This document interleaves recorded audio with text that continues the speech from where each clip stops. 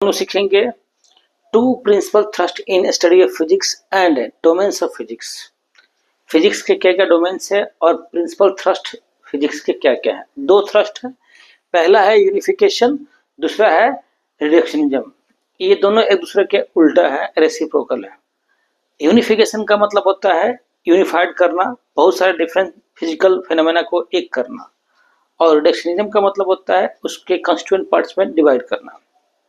ठीक है, तो यूनिफिकेशन का मतलब समझ लीजिए ठीक से। It means attempting to explain diverse physical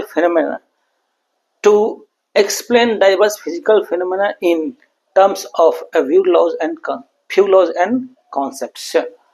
मतलब बहुत सारे फिजिकल फिनोमेना को एक लॉ या कुछ लॉ में सिमटा देना, स्टडी करना। जैसे एग्जांपल के तौर पर falling the apple from the tree on the ground, apple का फॉल करना, motion of sun around the motion of orbits satellites around the planets, and motion of earth around the sun। अर्थ का सन का around, satellites का अर्थ के around, ये सब जितने भी मोशन है सबका गवर्न, सबका रूल्स जो रेगुलेशन डिसाइड होता है वो किससे होता है जी? न्यूटन्स के लॉज ऑफ ग्रेविटेशनल से होता है। Laws of gravitation, Newton's law of gravitation से ही होता है। दूसरा इलेक्ट्रिकल एंड मैग्नेटिक फेनोमेना जितने भी थे, मैक्सवेल साहब ने उन सबको एक में लाया, एकीकृत किया, यूनिफाइड किया। ठीक है, यूनिफिकेशन किया किसमें? इलेक्ट्रोमैग्नेटिज्म में। ठीक है, दूसरा हमारे पास है reductionism. It means attempting to derive the properties of bigger, more complex system from the properties of its constituent parts।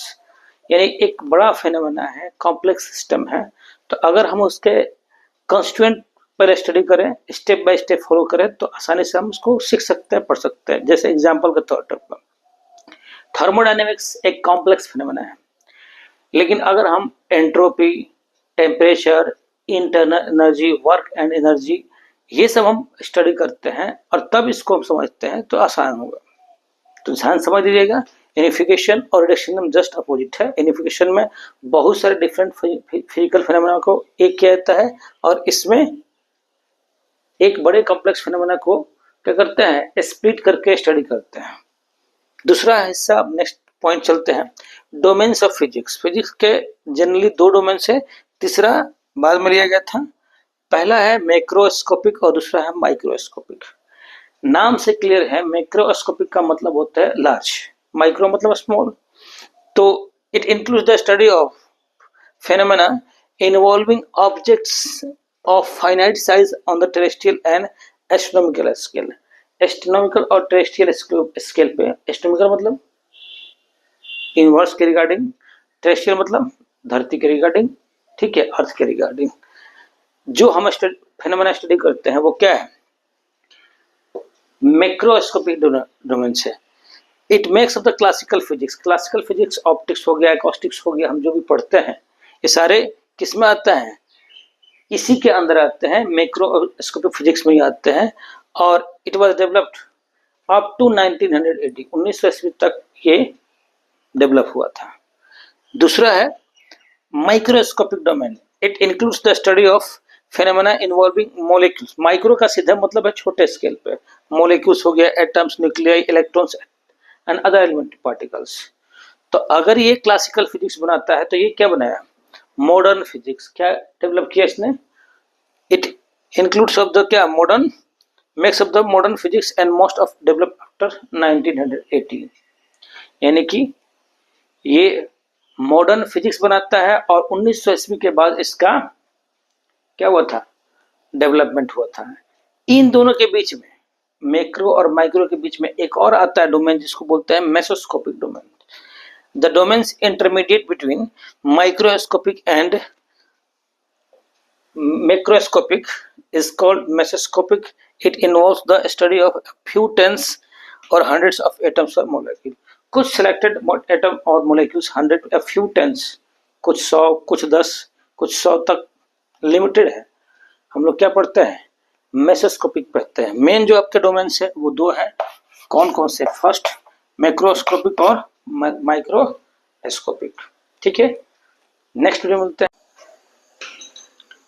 अब हम लोग डिस्कस करेंगे scientific method, scientific attitude and scientific theory. Scientific method क्या है वो जान लेते हैं पहले। The step by step approach used by a scientist in studying the natural phenomena and establishing laws which govern the phenomena called scientific method। जानते हैं कि किसी भी चीज को, किसी भी लॉ को देने के लिए हमें क्या करना पड़ेगा? एक स्टेप को फॉलो करना पड़ेगा। स्टेप बाय स्टेप अप्रोच कौन यूज करता है भाई? लॉ कौन देता है? तो साइंटिस्ट देते हैं। साइंटिस्ट के द्वारा जो स्टेप्स यूज किए गए हैं, किस लिए?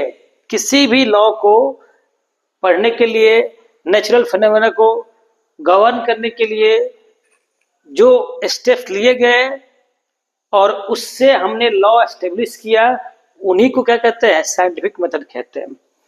तो साइंटिफिक मेथड में it involves the given steps forward. ठीक है, क्या क्या स्टेप्स लेते हैं पहले ध्यान से समझ लीजिएगा, एक एक स्टेप समझिए क्या क्या स्टेप्स। तो पहला स्टेप है taking a large number of systematic observations by doing control experiments. किसी भी लॉ के लिए पहले क्या करते हैं? बहुत सारे एक्सपेरिमेंट, एक सिंगल एक्सपेरिमेंट नहीं, बहुत सारे एक्सपेरिमेंट ले लेते हैं।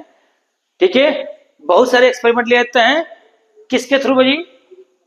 केयरफुली ले लेते हैं, कंट्रोल में ले लेते हैं, लॉजिकल रीजनिंग के साथ होते हैं, सही दिशा में ले लेते हैं कि बार बार एक चीज का एक्सपेरिमेंट लेता है, एक फैक्ट का ले आता है।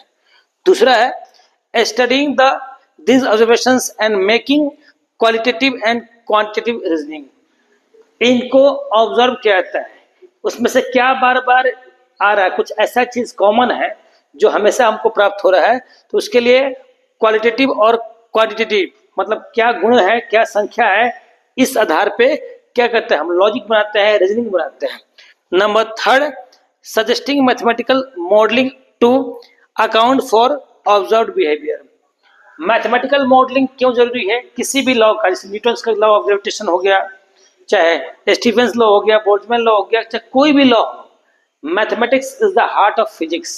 उस लॉ को मैथमेटिक्स में देना आसान है। जैसे न्यूटन का लॉ ऑफ ग्रेविटेशन लैंग्वेज करना, कहना मुश्किल है, लेकिन F = G m1m2/r² कहना आसान है। F = ma कहना आसान है न्यूटन का सेकेंड लॉ ऑफ मोशन में, लेकिन लॉ कहने में दिक्कत होती है। तो मैथमेटिकल मॉडलिंग किसी भी लॉ का ज्ञान होता है तो उसको देने की कोशिश करते हैं। ठीक है, ताकि उस बिहेवियर का मैथमेटिकल कोई मॉडलिंग मिले, कोई मैथमेटिकल फॉर्म मिले। दूसरा, नेक्स्ट चौथा, predicting new phenomena on the basis of suggested model. इस मॉडल के आधार पर कोई नया फिनोमेना क्या करना? प्रिडिक्ट करना, अनुमान लगाना। Verification and falsification of model, उस मॉडल को वेरीफाई करना, क्या ये सही है या गलत है। लास्ट है modification of theory if necessary in the light of fresh evidence. जो थ्योरी हमने प्राप्त किया, जो अवेलेबल किया, तो कुछ नया एविडेंस आ गया तो उसके संदर्भ में क्या करना? मॉडिफिकेशन भी जरूरी है, हमेशा परमानेंट एक नियम नहीं होता है। नेक्स्ट है scientific attitude.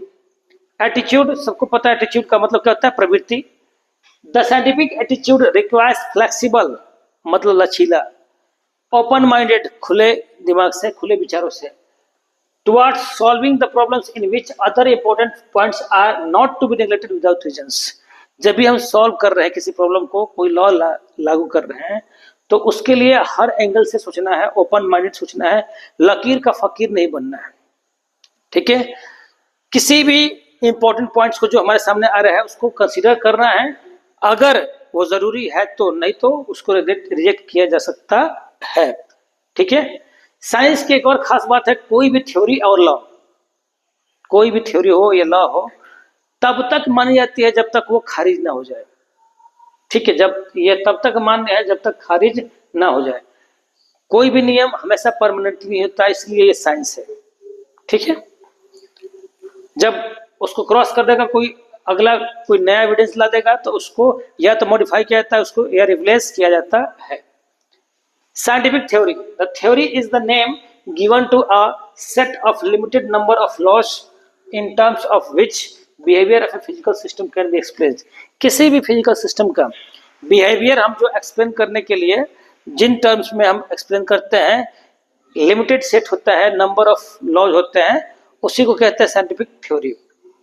Need for modification of scientific theory, scientific theory में मॉडिफिकेशन की जरूरत क्यों पड़ती है?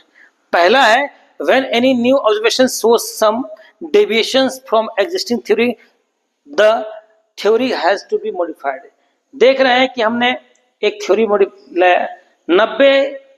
90 हो गए, 99 एक्सपेरिमेंट्स जो होते हैं, 99 रिजल्ट्स थ्योरी से एग्री कर रहे हैं, एक आध रिजल्ट एग्री नहीं कर रहे हैं, फिर देखेंगे दो चार पांच और एग्री नहीं कर रहे हैं, तो उस थ्योरी में मॉडिफाई करने की जरूरत होती है। जैसे एम्पियर का सर्कुलर लॉ था, उसमें मैक्सवेल साहब ने क्या किया, मॉडिफाई किया।